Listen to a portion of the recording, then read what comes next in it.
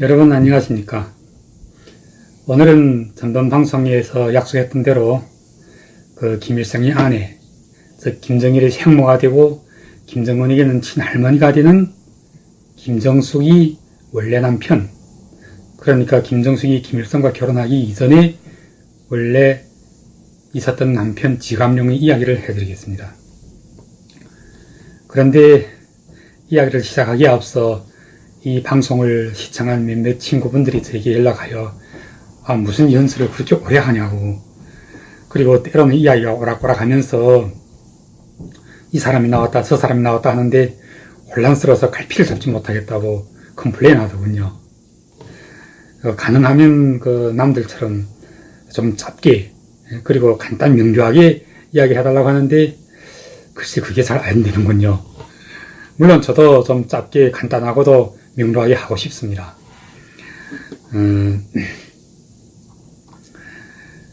그런데 제가 그동안 준비해두고 있는 이 방대한 역사 말입니다. 우리 한민족이 독립운동사에서 그나마 세상에 비교적 잘 알려져 있는 홍범도나 김좌진 같은 그런 분들이 이야기라면 그냥 간단하게 이야기해도 시청자들은 금방금방 이해가 잘 되겠는데, 이 사회주의 계열의 운동가들의 이야기는 너무도 알려져 있지 않아서 더욱이 제가 취급하는 인물들은 모두 수수께끼와 같은 인물들이 아닙니까? 그러니 시청자들이 혹시라도 이해를 제대로 하지 못할까봐, 또 관련 인물들이 등장할 때면 노파심 때문에 그 인물에 대해서 자꾸 설명하다 보니 이렇게 내용이 헝클어지곤 하는 것입니다. 그렇지만 오늘부터 저는 정말 가능하면 헝클어지지 않고 또 간단하고 명료하게 이야기를 진행하도록 하겠습니다. 그럼 김정숙의 원래 남편이었던 지감룡의 이야기를 본격적으로 시작하도록 하겠습니다.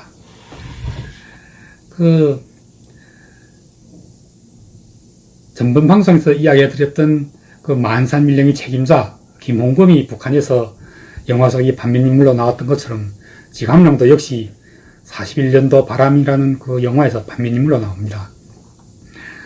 그리고 김일성 본인의 회고록 쇠기와 더불어에서도 지감룡이 언급되는데, 회고록뿐만 아니라 영화에서도 지감룡은 당시 항일연군이 1941년 소련으로 철수할 때 마침 그때 신문에서는 소련과 일본이 서로 불가침 조약을 맺었다는 그런 기사를 보게 되면서 지감룡이 동요하기 시작하는 것으로 나옵니다. 그때 지감룡과 함께 철수하고 있었던 또 다른 대원인 김익현과 김봉록까지도 김일성 장군만을 믿고 이제 김일성이 기다리고 있을 약속 지점까지 기어서라도 갑니다. 그리고 약속 지점에 와서는 너무 굶어 이제 도저히 움직일 수 없게 되자 근처의 나무에다가 지감룡은 도주했다. 그리고 우리 둘은 김익현과 김봉록은 여기서 굶어 죽는다. 이렇게 써놓고 두 사람이 함께 부둥켜 안고 눈 속에서 의심을 잃어버리고 맙니다. 그때 김일성이 파견을 받고 달려왔던 전문섭이 끝내 이들을 찾아내어 두 사람을 데리고 김일성이 기다리고 있는 곳까지 갑니다. 그때 살아났던 김익현은 해방 후 북한군에서 인민무력부 부장이 되었고, 또 1994년에는 원수 다음인 차수까지 되었다가 이제 2009년에 87세의 나이로 사망했습니다. 그리고 그때 김익현과 김봉록을 찾아내서 데리고 왔던 전문섭도 1998년까지 살았는데, 해방 후 평양 위수사령관도 했고 또 국가검열위원장도 지내다가 말년에는 북한 최고상위원회 명예부위원장으로 이름을 걸어두고 있었습니다. 김일성이 방금 사망했을 때는 내무상으로 있으면서 북한의 경찰 조직을 모조리 총괄하기도 했죠. 그때 중국에서는 김일성이 방금 사망하고 났을 때 북한에서 정변이 일어날지도 모른다는 그런 소문이 돌았지만, 북한에서 이제 대사를 지냈던 적이 있는 한 외교관이 김일성 빨치산 시절에 출신인 이을섭이 호위 총국장으로 있고 전문섭이 이제 내무상으로 있는 한 북한에서 정변이 일어나지 못한다고 단언하기도 했었습니다. 죄송합니다. 이야기가 또 다른 데로 튀는군요. 그럼 바로 본론으로 들어가겠습니다. 먼저 여러분들은 이 영화의 제목이 41년도의 바람이라고 단 데 대해서 한 번쯤 생각해 보아야 합니다. 왜 41년도인가요? 조금이라도 그 김일성이 항일투쟁사에 관심을 가지고 있는 분들은 김일성이 벌써 한해전인 1940년 10월에 이미 만주에서 철수하여 소련으로 들어간 데 대하여 알고 있을 것입니다.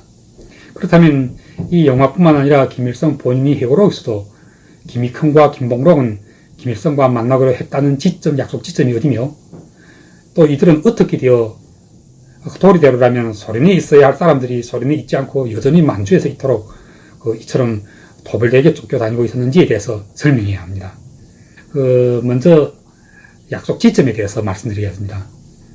그 약속 지점은 중국 길림성 왕청영 나자구 경내에 있는 그 자피고라는 그런 산골입니다. 이 자피고라는 이런 이름은 만주에서 아주 많이 나오는데 길림성 화전현 쪽에도 자피고라는 곳이 있고 홍룡강성 목당강시 그쪽에도 또 자피고라는 곳이 있습니다. 아마 휴남현 어디에도 이런 같은 이름이 있을 겁니다. 제가 그 답사를 하면서 이곳을 찾아갈 때 그 지도를 그려보기도 했는데 그때 나자구를 수분대전자라고 불렀습니다. 즉 수분대전자에서 남태평구 석도하자 그 다음에 이제 소왕천골을 지나서 그 금창과 금곡으로 이어지는 산길목에서 왼쪽으로 들어가는 자피고가 나옵니다. 그때 제가 답사를 할 때 저를 길 안내했던 당시 한 노인이 안내로 1941년 4월 또는 5월경에 이 자피고에 들어와서 몰래 숨어 지냈던 김일성 부대의 빨치산 10여 명이 이곳에서 거의 6개월, 그러니까 그해 11월까지 이곳에서 지냈다고 하더군요. 그리고 이런 사실은 제가 왕청 현지에서도 확인했고 또 당시 항일연군 소부대 활동을 기록하고 있는 그 만주성위원회, 중국共产党만주성위원회 이 관련 자료들에서도 이제 확인하였는 바, 그때 김일성과 함께 지냈던 사람들의 명단도 아주 자세하게 나와 있습니다. 그리고 이때 그 김일성과 함께 있었던 그 중국 생존자들, 중국 사람들도 여럿을 만났는데 거기에 그 김일성의 아내 김정숙은 없었습니다. 죄송하지만 제가 이야기가 또 잠깐 다른 데로 튀어야 할 것 같습니다. 북한에서는 그 김정일이 1942년에 백두산에서 태어났다고 주장합니다. 그런데 그러자면 김정일이 그 출생했던 1942년 2월 16일에서 10개월을 이제 뒤돌리면 이때 김일성은 반드시 그 아내 김정숙과 함께 있어야 하지 않습니까? 안 그렇습니까? 그런데 관련 중국 자료에 자세하게 기록되어 있다시피 김일성은 이때 왕청 나자구의 자피고에 들어와 있었고 김정숙은 소련에 있었습니다. 그리고 이때 김정숙은 이미 김정우를 출산한 뒤였고 정확하게 1941년 4월 9일에 김일성이 소부대를 인솔하고 만주로 다시 들어올 때 그 소부대 대원이 총 28명으로 구성되었습니다.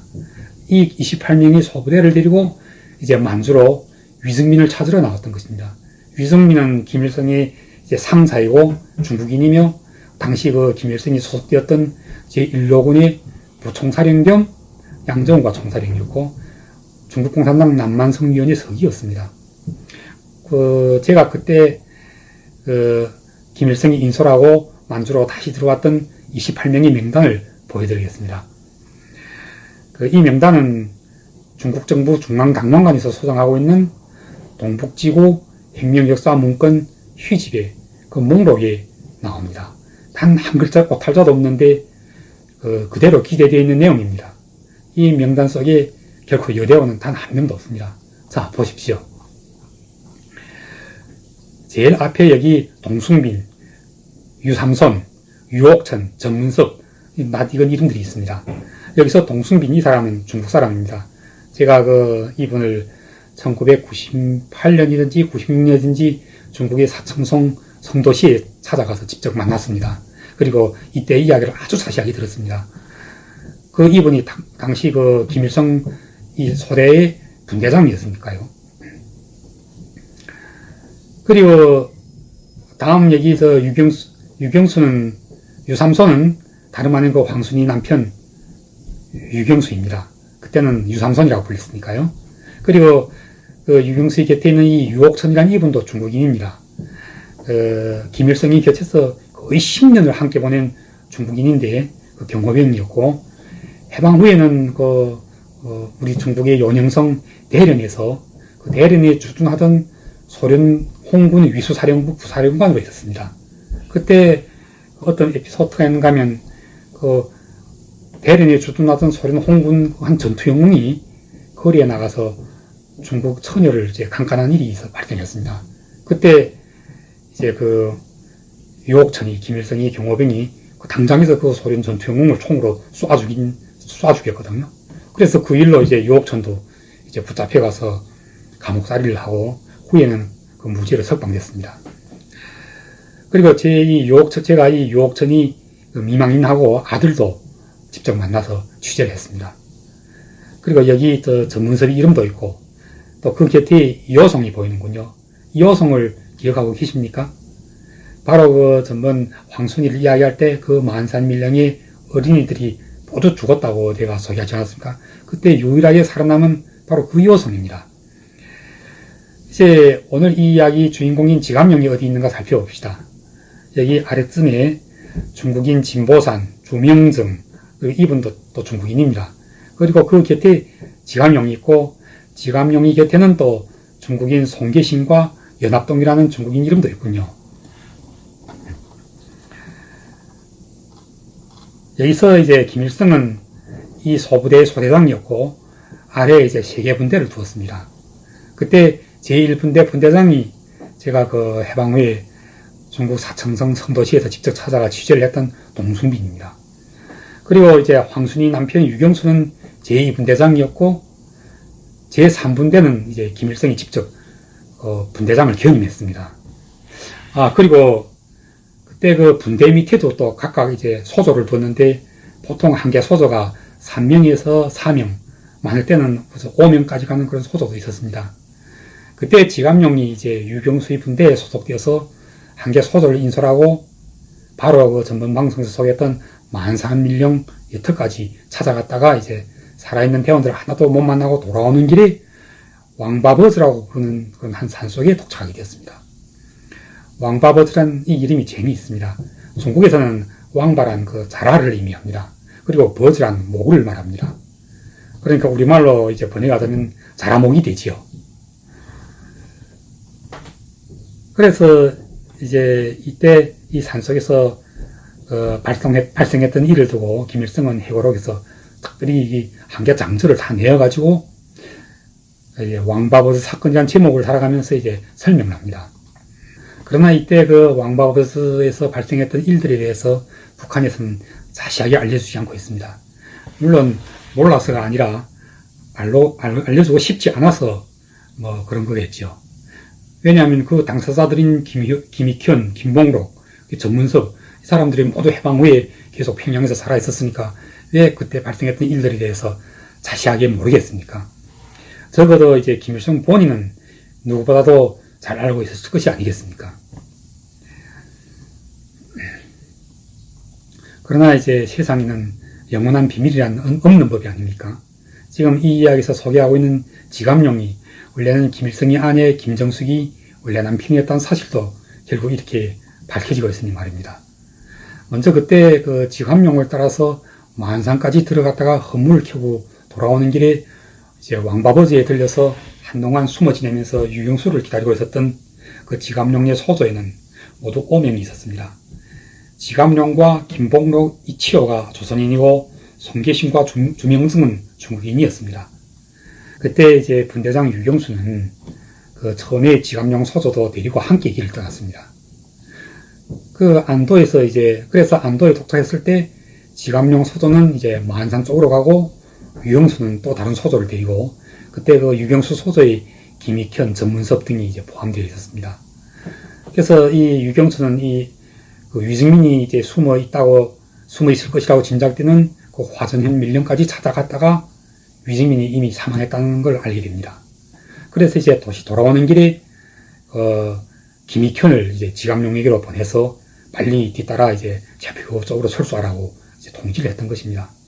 그런데 김익현이 아직 왕바버즈에 도착하기 전에 지감령의 소조에서는 또 소조원 이치호가 왕바버즈에서 내수산 쪽으로 가서 거기에 또 유격대원들 혹시 숨어있는 사람들이 있는가 이제 알아보고 그리고 주민등도 저창 쪽으로 또 나가서 그곳이 또 혹시나마 살아있는 유격대원들이 있는가 찾아보기로 했는데 이 두 사람들이 각자 갈라진 뒤에 그쪽으로 떠난 뒤에는 다시 돌아오지도 않았고 살았는지 죽었는지 전무 소식이 되고 말았습니다.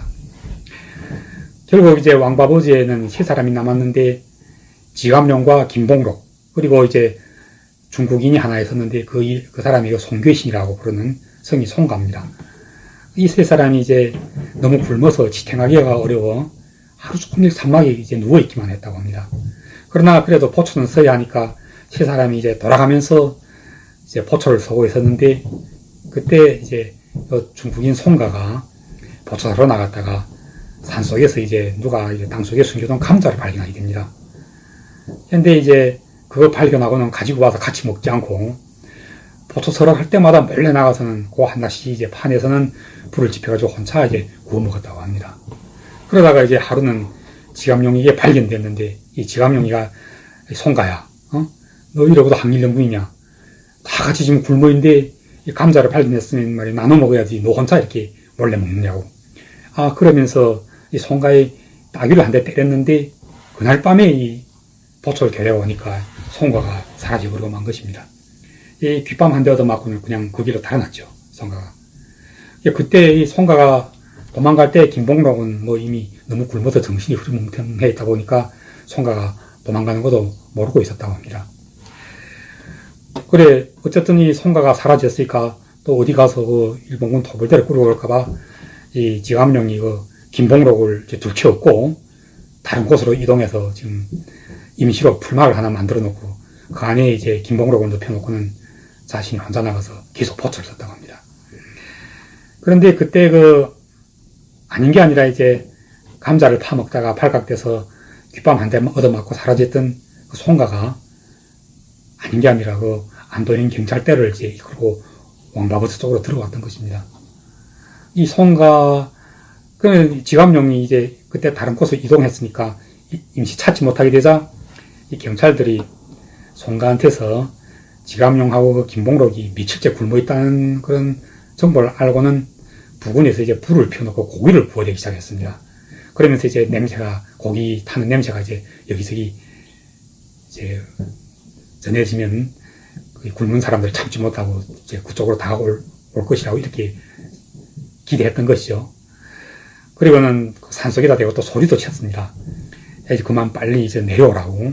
요즘 만주국에서는 이제 귀순하면 죽이지 않고 모두 고향으로 돌려보내서 정상적인 양민으로 살아가게끔 이제 하게 해준다고 빨리 귀순하라고 이렇게 소리를 질렀는데 지감룡이 그 근처 어느 나무에 올라가서 송가가 안도 경찰대 경찰놈들하고 함께 이제 고기를 구워 먹는 걸 많이 내려다보면서도 내려오진 않고 그냥 굉장히 지금 호흡이 나오고 있었죠. 그런데 이제 저는 지감룡이 동요하고 있었던 마음이 돼서 다음과 같이 짐작합니다. 결코 경찰들이로 달려가서 귀순하고 고기를 얻어먹고 싶은 생각보다는 다음과 같은 두 가지 일 때문에 김일성에게로 돌아가고 싶은 마음이 점점 없어졌을지도 모릅니다. 첫째는 김정숙이 이때 소련에서 아들 김정일, 그러니까 김정일이 러시아 이름은 유라였습니다. 그리고 후에 또 낳은 둘째 아들은 슈라였습니다. 조선 이름은 김만일인데 평양에서 이제 연못에 빠져 죽은 바로 그 둘째 아들입니다. 지감룡은 1940년 10월에 김일성 일행이 소련으로 철수할 때 또 다른 경로를 통하여 소련으로 들어왔는데 이제 와보니 이미 김정숙은 김일성이 아내가 되어 있었고 배가 잔뜩 불러 있었습니다. 김정숙이 원래 지감룡이 아내인 것을 알고 있었기 때문에 김일성과 김정숙은 거의 1938년부터 39년 이 사이에는 둘 사이에 전혀 남녀 사이에 그런 일이 없었습니다. 김정숙이 원래 키도 작고 얼굴이 감잡잡한 데다가 이미 애인이 있는 여대원이었고 또 김일성에게는 그때 한 부대에 이미 좋아하는 여자가 따로 있었습니다. 이 여자는 그냥 김정숙처럼 일반 착시대나 또는 제공대의 여대원이 아니라 당시 동부항일연군 2군 육사 사부 선정간사 겸 청년 부장이었습니다. 이름이 김혜순이라고 부릅니다. 이 여자에 대해서 이제 또 자세하게 얘기하자면 이 이야기가 다른 데로 튈 수가 있습니다. 그래서 여기서는 그냥 간단하게만 설명하겠습니다. 북한의 유명한 가극 비바다라고 있습니다. 그 비바다에서 나오는 갑순이라는 여자가 나옵니다. 역사 속의 이 비바다는 당시 무송현이 동강과 만강 지방에서 활동할 때 김일성 부대, 즉 2군 육사 비서처의 간부였던 이동백이라고 부르는 이분이 별명이 유명한 대통령감입니다. 이 영감이 주도해서 만든 연극인데 그때는 비바다라 부르지 않고 혈해지창이라고 불렀습니다. 그때 이 혈해지창이라는 연극에서 갑순이 역을 맡았던 사람이 바로 김일성이 두 번째 여자였던 김혜순이며 또 실제로 이 연극의 이야기에서 나오는 갑순이 이야기와 김혜순의 경력도 아주 흡사합니다.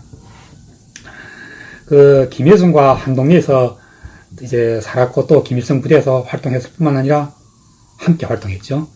그 혈례지창에도 함께 출연했던 적이 있는 여대원 김선이 해방 후에 중국에서 연변에서 살았습니다. 그 김선이 남편이 교숙이라고 부르는 역시 항일연군 생존자인데 중국인입니다. 이분과 결혼했다 보니 남편을 따라서 중국 연변에 와서 정착했던 것입니다. 김선은 김일성이 해고록에서 나오는 인물입니다. 노래를 잘 불러서 이제 청봉이 꾀꼴새라고도 불렀다고 해고록에서 쓰고 있습니다. 청봉이란 바로 북한에서 아주 유명한 청봉밀령을 말합니다. 이 밀령에서 김선도 그때 김정숙과 함께 지냈으며 한 이불을 덮고 같이 자문했다고 합니다. 이 김선이 중국에서 이제 김혜순에 대한 증언을 해줬는데 이와 같은 증언보다도 더 믿음직한 증언은 더 이상 있을 것 같지 않습니다. 그래서 이 김혜순에 대해서는 제가 다음 프로에서 비교적 자세하게 이야기해 드리겠습니다. 어쩌면 김혜순과 함께 김혜순은 이 김일성이 두 번째 여자니까 어쩌면 김혜순과 함께 이 김혜순은 김일성이 두 번째 여자니까 첫 번째 여자도 있었을 것이 아니겠습니까? 만약 가능하다면 그 첫 번째 여자에 대해서도 제가 함께 이야기해 드리겠습니다. 이 김혜순이 1936년 여름, 그러니까 김일성이 만산을 거쳐서 무송현 동강진 경내의 또 다른 밀령에서 주둔하고 있을 때 그 밀령 이름이 송가봉교 밀령입니다. 이런 밀령 이름에 대해서 북한에서는 소개하지 않고 그냥 동강밀령이라고 이렇게 한마디로 칭하는데 그 동강밀령이 위치하고 있었던 동네가 송가봉교라는 그런 곳입니다. 이제 그곳에서 주둔할 때 그 대통령감 이동백이 소개로 김일성과 만나게 됩니다. 그리고 그때 만나서 1939년까지 거의 3년 동안 김일성과 함께 지냅니다. 그러다 보니 김일성과 김정숙 사이에서는 39년도까지는 결코 다른 일이 발생할 수 없었죠. 그러다가 후에 김혜순이 몸에 병이 생겨서 화전현 경내 한 밀령에서 병치료를 하게 되면서부터 한동안 헤어지게 됩니다. 그때 김정숙이 이제 김혜순이 없는 빈자리에 들어서게 되는데 김정숙 쪽에서 먼저 접근했는지 아니면 김일성이 먼저 김정숙을 끌어들였는지는 확인할 바가 없으나 저는 이들 두 남녀가 다 같이 서로 좋아하는 마음이 있었을 것이라고 봅니다. 왜냐하면 그때 김일성은 이방명군의 총지휘자로 임명되었지만 그때 양정우나 위증민 등 중국 최고 간부들은 김일성을 완전히 믿지는 않았습니다. 그래서 이제 김일성이 곁에다가 정치부 주임, 부관장 이런 중요한 위치에 여전히 중국인을 임명해서 이제 김일성을 감시하게 만들었던 것입니다. 그때 정치부 주임으로 임명되었던 중국인은 여백기라고 부르는 중국인이고 부관장도 이제 필성문이라고 부르는 중국인인데 김일성이 이들 두 사람을 좋아할 리가 있었겠습니까? 얼마나 이 두 사람을 구박했던지 이 두 중국인이 김일성 부대에서 배견하지 못하고 종당에는 이제 일본군에게 귀순해버리고 맙니다. 여백기의 손자를 제가 이제 80년대 중국 연변에서 이제 찾아내서 만났는데 그 사람이 하는 얘기가 김일성이 자기와 할아버지를 막 뒷밤도 때렸다고 그러더라고요. 그리고 막 구박하면서 쫓았다고. 하여튼 그리고 그때 김일성이 곁에는 또 한 사람이 아주 주요한 군사간부가 있었습니다. 이 군사간부가 바로 참모장 임수산이었습니다. 이 임수산과 김일성이 사이가 아주 좋지 않았는데 언제나 긴장하게 지냈다고 합니다. 임수산은 그 혁명 경력이 김일성보다 더 길었고 또 주요하게 부대에서 정치위원직을 담임했던 시간이 깁니다. 언변도 이제 좋았을 뿐만 아니라 이론도 이제 씨에서 김일성과 무슨 일론 논쟁이 붙으라 치면 항상 김일성을 공경에 빠뜨리곤 했다고 합니다. 그때 지감용이 김일성과 임수산이 서로 보성일 때면 항상 임수산 쪽에 서다 보니 아주 김일성에게 단단히 찍혔던 것입니다. 그러다가 1939년에 그 이른바 대부대 선해작전이라는, 물론 북한에서는 이렇게 이름을 달아서 부르지만 사실상 그것은 그때 유이승민이가 무산지구 전투 직후 방금 이제 두만강을 넘어 중국 땅으로 들어와서 그 화룡지방에서 발을 붙인 지 얼마 안 되었던 김일성에게 부대를 인솔하고 안도와 도나 쪽으로 이동하여 이 지방에서 활동하고 있는 삼방명군, 즉 중국인 진안장이 부대와 협동작전을 진행하라고 지시하면서 이루어지게 된 대이동이었습니다. 근데 이거 북한에서는 김일성이 전략적인 전술에 의해서 당시 항일연구 부대가 대부대 선해작전을 시행했다, 이렇게 주장하죠. 사실은 그렇지 않고요. 근데 김일성은 보통 어느 한 곳으로 이동할 때면 굉장히 총명했어요. 유격전술에.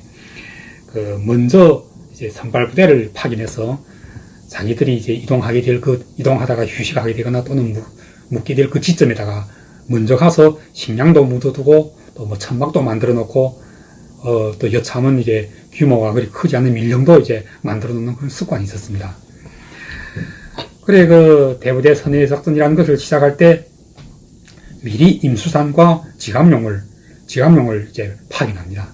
이 두 사람이 그때 활용해서 모아 두었던 쌀들을 다 가지고 안도와 도나 쪽으로 먼저 떠나려였습니다. 그때 김혜순이 이제 건강 때문에 임수산과 지감용을 따라서 도나 쪽으로 이동하다가 후에는 화정까지 들어갔습니다. 그래, 후에 다시 김일성이 김혜순을 찾아내서 안도와 화룡 사이의 경계에 있는 화라즈라고 부르는 그 밀령에다가 이제 다시 이동시켜서 그곳에서 이제 병치를 하게 했는데, 그때는 이제 1940년 이후 임수산이 이제 일본군에게 귀순한 뒤에 이제 임수산 공작대라는 이런 특무대를 이끌고 그 화라즈에 와서 김혜순을 체포했던 것입니다. 이 이야기도 다음 방송에서 하겠습니다. 여기서는 멈추겠습니다. 바로 그때 임수산이 먼저 식량을 가지고 안도와 도나 쪽으로 이동할 때 지감용이 제2군 육사 독립대대 대대장이 됩니다. 그러면서 이제 그때 김정숙과 갈라지게 됩니다. 그리고 얼마 뒤에 이제 김일성이 막사에서 잠을 자고 새벽에 몰래 빠져나오는 김정숙을 보았다는 생존자들의 증언이 있습니다. 때문에서는 김일성이 결코 김정숙을 사랑해서 또는 오래전부터 마음속에 두고 있어서 그랬다고 보지는 않습니다. 거꾸로 김정숙 쪽에서 오히려 이 부대의 젊은 총지휘관인 김일성에게 반해서 오래전부터 마음속에 담아두고 염원해왔을 수 있었다고 봅니다. 아무튼 여기에도 이제 여러 가지 생존자들의 증언이 존재하는데 이제 너무 적나라하고, 그래서 이 디테일한 부분은 이제 제가 생략하겠습니다. 아무튼 김정숙이 지감용이 없을 때 김 사장은 김일성에 대한 호칭입니다. 사장으로 임명되기 전에 왕청에 있을 때는 김일성의 호칭은 김정유였습니다. 그리고 사장으로 임명된 뒤에는 김 사장으로 바뀌었는데 이방명군으로 편성된 뒤에도 총주위라 부르지 않고 여전히 김 사장이라고 불렀습니다. 김정숙이가 이미 김 사장하고 잤다 하는 소문이 밀령 안에 쫙 퍼지고, 어쩌다 나니 그게 그때 임수산과 함께 몽강 쪽에 들어갔던 지감용이 귀에도 소문이 들어가게 되었던 것입니다. 그리고 이제 1940년 겨울에 지감용도 이제 뒤따라 소련으로 들어왔는데, 그때는 김정숙이 이미 배가 잔뜩 불러 있었거든요. 그래서 지감용이 걸핏하면 다시 만주로 돌아가고 싶다는 말을 여러 번 했다고 합니다. 그러던 중에 당시 소련의 하바롭스크 밀령에서 주둔하고 있었던 김일성에게는 청천벽력과도 같은 날벼락이 떨어집니다. 김일성 등이 그 소련으로 철수할 때 누구의 허락을 받고 함부로 자기 활동 지역에 있던 동만지방을 버리고 달아났느냐 하고 책임을 추궁받게 된 것입니다. 당시 그 김일성 부대가 소속되었던 일로군은 총지휘 양정호가 이미 사망했지만 부총지휘 겸 남만성면의 서기였던 위승민, 그리고 또 일로군 총정치부 주임이었던 정광, 한국 그 독립운동사에서 오성윤이라고 부르는 그 유명한 인물 있잖아요. 그 오성윤도 제가 아주 빠른 시일 내에 그 사람이 전문 프로를 만들어서 방송하겠습니다. 그러니까 위승민, 오성윤 이 사람들이 아직도 그 남만이 남아있는데 김일성이 부대를 인수하고 혼자 이렇게 도망쳐왔으니 그 사람들이 그 지휘기관이 어떻게 됐느냐. 그래서 김일성은 그 소련에서 이제 당내 처분을 받게 됩니다. 그때 그 당이란 그 소련에 들어와서 직결하고 있었던 항일연군 부대에서 자체적으로 내왔던 중국공산당 동북당 위원회를 말합니다. 그리고 이 당위원회 서기가 최용근이었습니다. 그리고 이제 김일성은 얼마 뒤에 그 도주자였다는 그 만주에서 이제 끝까지 투쟁을 견지해야 하고 이제 상관이 비준도 허락도 없이 자기 스스로 이제 소련으로 도주해 들어왔다는 그런 죄책 때문에 이제 당내 기울 처분을 받게 되는데, 처분을 받은 뒤 얼마 안 되어 다시 이제 만주로 들어가서 위증민을 찾아오라는 그 임무를 받게 됩니다. 이것이 앞에서 이제 그 이야기했던 28명의 소부대를 인솔하고 김일성이 다시 만주로 나오게 되었던 그 경위입니다. 그런데 그때 그 지감용은 왕청이 자피호에서 잠깐 머물 때 하마터면 김일성에게 이제 처형당할 뻔하는 그런 일이 발생합니다. 전번 방송에서 그 김홍범을 이야기할 때 나왔던 기밀, 저 박덕산 말입니다. 그때 김일성과 함께, 김일성의 소부대와 함께 만주로 다시 나왔는데 소부대의 당지부 서기를 맡고 있었습니다. 김일성의 소부대는 소련에서 이제 출발할 때 모두 3일분의 식량을 가지고 떠났는데 이제 그 하바롭스키에서 왕청 자피고까지 오는데 12여일이 걸렸습니다. 그러다 보니까 식량이 떨어져서 모두 며칠씩 굶고는 어찌할 바를 몰라서 지금 있는데, 지강용이가 이제 기밀에게 내가 전에 이제 6.1대에서 활동할 때 이 근처에서 활동한 적이 있어서 이 지방을 잘 아니까 여기서 이제 멀지 않은 곳이 금창이라고 부르는 이런 골짜기였는데 그곳에 이제 금을 캐는 사금장도 있고 하니 그곳을 이제 가서 습격해가지고 우리가 쌀을 좀 뺏어오자 이렇게 요청했던 것입니다. 김일성은 그 몰래 기밀이 귀에되고 지감용이 어쩌면 이참에 도망갈지도 모른다면서 함께 따라가서 감시하라고 시켰던 것입니다. 그래 기밀은 장흥용이라고 부르는 또 이제 다른 조선인 대원과 그리고 진보산이라고 부르는 중국 대원 이렇게 둘을 데리고 또 지감용까지 넷이서 금창으로 들어가서 이제 쌀을 뺏어가지고 돌아오는데 그 금창 자위단이 몰래 뒤를 따라왔던 것입니다. 이 네 사람이 지금 돌아오는 길에 모두 굶어가지고 너무 배고파서 이제 걸음을 옮겨놓을 수 없게 되었는데 기밀은 생쌀을 씹으면서 계속 가자고 하는데 지감용이 그러다 배탈이 나면 어떡하냐고 기어코 이제 불을 지펴놓고 밥을 지었다고 합니다. 그러다가 이제 연기가 피어나게 되자 뒤따라오던 자위단이 한 30여 명이 바로 몰려들었던 것입니다. 그래서 이제 이 자위단하고 싸우다가 전투 중에 그 장흥용이라고 부르는 조선대원이 당장에서 사살당하고 이제 진보산이라는 그 중국대원이 이제 총상을 입고 문신할 수 없게 되었습니다. 그래서 지감용이 그 중국대원을 등에 업고 뛰고 기밀이 뒤에서 지금 의무했는데 기밀이 그 자위단을 뛰어던지고 이제 와보니까 총상을 입고 지감용이 등에 업혀왔던 중국대원이 보이지 않아요. 그리고 지감용 혼자 땅바닥에 앉아있더랍니다. 그래서 아니 민감은 진보사는 어디 갔느냐 했거나 지감용이야 땅에 앉아서 한숨 풀풀 내쉬면서 야 진보산이가 자기가 짐이 되기 싫다면서 내려달라 하더라고. 그래서 내려놓고 자기 혼자 막 왔다는 거예요. 그 일로 해서 그러니까 결국 진보산도 자비안에 붙잡혀 갔죠. 그 일로 해서 이제 김일성은 기밀과 지감용만 둘이서 살아 돌아온 것을 보고는 바로 그 유병수에게 시켜서 지감용이 총을 몰수하고 이제 처형하려고 포박까지 했다고 합니다.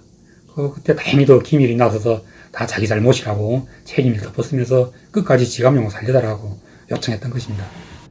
아무튼 소부대와 함께 1941년 그 해에 이제 다시 만주로 나왔다가 왕바버즈에서 이런 낭패에 처하게 되었던 지감용의 마음은 이미 어르들 대로 얼어들어 있었습니다.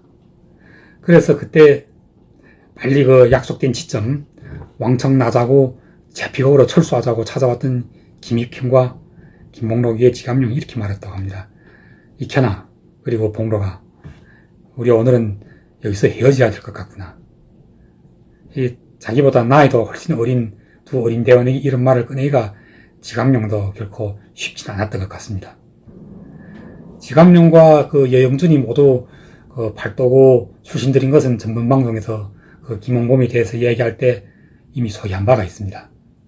그 영기련 팔도구 저기대에서 이제 지감용은 1932년 8월에 정식 영기련 유격대에 참가했습니다. 당시 최연은 제1중대 분대장이었고 지감용도 제2중대 소대장이었던 윤창범이 밑에서 전쟁병으로 따라다녔던 적이 있습니다. 이 윤창범이라는 인물에 대해서도 나중에 다시 자세하게 다룰 것입니다. 후에 이제 윤창범은 대대장 주진이 파견을 받고 당시 영기련 유격대대의 참모장이었던 왕덕태와 함께 삼도만 지방에서 아주 유명했던 장강호라고 부르는 이 마적부대에 잠복해서 보총 20자리를 훔쳐가지고 나온 적이 있었습니다. 그때 이제 지감용도 윤창범을 따라서 이제 장강호 그 마적부대에 함께 잠복했고 또 공을 세운 뒤에는 소대장리로 임명되기도 했던 것입니다. 하지만 윤창범이라는 이 사람은 후에 그 민생단으로 몰려서 처형 직전에 근거지에서 도주했다가 자신이 민생단이 아니라는 것을 입증하기 위해서 다시 돌아왔지만 이제 거꾸로 더 큰 의심을 받아가지고 처형되었던 적이 있습니다. 그 일을 생생하게 기억하고 있는 지감용은 김익현에게 이렇게 말했습니다. 너희들은 소련으로 이제 돌아갈 테면 가라. 그러나 나는 그 김 사장하고 김정숙이 함께 사는 꼴을 보기 싫어서 이제 못 가겠구나. 나는 이제 여기서 떠나겠지만 가서 일본군에게 귀순하거나 가서 너네를 팔아먹거나 그러진 않겠다. 그냥 어느 조용한 산골에 들어가서 이제 감산농사나 지으면서 이제 살겠다. 여생을 보내겠다. 이게 그 지감용이 떠나면서 이제 남겨놓은 마지막 말이었습니다. 그 이후로 이제 조문 소식이 된 지감용이 어디서 어떻게 살다가 죽었는지 알고 있는 사람이 없습니다. 북한에서는 그 41년도 바람이라는 영화에서 지감용이 결국은 그 일본군에 귀순했고 나중에는 일본이 투항하고 나서 그 김일성이 빨치산 대원들인 김익현과 김봉록, 정문섭 등 이 사람들이 모두 기차에 앉아서 조선으로 돌아가고 있을 때 어느 산등성리에서 돌아가고 있을 때 그 어느 산등성리에서 그 모습을 지켜보다가 부군이 강물에 들어가서 이제 빠져 죽는 것으로 나옵니다. 자기 대우를 버리고 도주한 것은 사실이지만 좀 더 정확하게 말하자면 그냥 총을 내려놓고 더 깊은 산속에 들어가서 은둔자로 살다가 죽었을 것입니다. 왜냐하면 그 김익현과 김봉록이 이제 왕바우즈에서 떠날 때 지감용이 사라졌지만 지감용 때문에 도벌대가 뒤를 쫓아왔다는 그런 일이 없었으니까요. 그러니까 이거는 지감용이 결코 일본군에 찾아가지 않았다는 걸 설명하는 것입니다. 실제로 김일성도 그때 당 조직에 돌아와서 소련으로 돌아와서 당 조직에 다음과 같이 보고했습니다. 이번 소부대는 임무 집행 과정에서 장흥용, 김홍수가 전투 중에 희생되었고 진보사는 전투 중에 실종되었으나 적에게 붙잡혀 귀순했는지 아니면 사망했는지 확인할 수 없습니다. 그리고 이치호와 주명정도 실종되었고 송교진은 귀순했으며 지감용은 도주했습니다. 이것이 김일성이 소련에 돌아와서 보고한 자료 내용입니다. 여기에도 지감용이 귀순해서 도주해서 귀순해서 일본군을 끌고 왔다는 그런 내용이 없잖아요. 오늘 이야기도 여기까지 하겠습니다. 오늘도 또 이런저런 이야기를 함께 겹쳐들다 보니 자꾸 다른 데로 튀었던 것은 아닌지 모르겠습니다. 그럼 다음 방송에서는 약속했던 대로 김일성이 두 번째 여자 김혜순에 대한 이야기를 가지고 찾아오겠습니다. 만약 시간이 가능하다면 김혜순뿐만 아니라 김일성이 첫 번째 여자였던 한성희 이야기도 이제 함께 할 수 있을지 모르겠습니다. 그리고 김정숙 외에도 또 장백현 배화자의 그 중국말로는 파이워즈라고 부릅니다. 배화자의 그 최씨라는 과부가 또 있었는데 그 이야기도 가능하면 함께 해드리겠습니다. 오늘 이야기를 시청해 주셔서 감사합니다.